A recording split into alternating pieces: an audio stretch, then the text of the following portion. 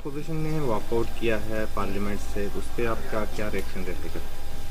ये वॉकआउट सुनकर मैंने भी अपने मोबाइल में पूछा, मुझे ऑफिस ने बताया, बड़ी मायूसी हुई, क्योंकि पिछले 2-4 महीनों से एक ही मुद्दे पर लोग इकट्ठे हो गए थे, सब पार्टीज, कि हम वोट ऑफ नो कॉन्फिडेंस करें।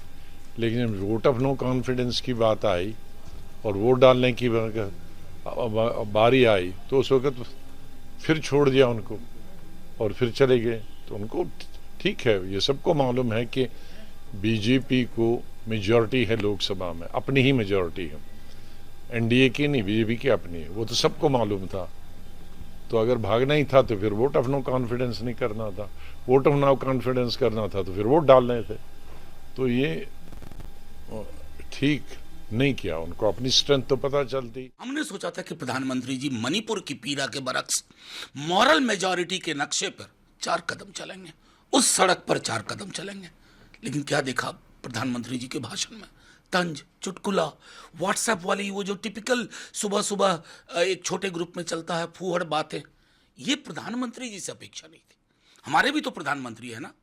मैं मणिपुर होके आया हूं, आज वो सामने बैठे हो जब रहे होंगे टेलीविजन सेट्स पे कि प्रधानमंत्री जी हमारी पीड़ा, हमारी जो इतने दिनों से सुनने की आकांक्षा थी, मलहम लगाएंगे, ऐसा कुछ नहीं कर पाए।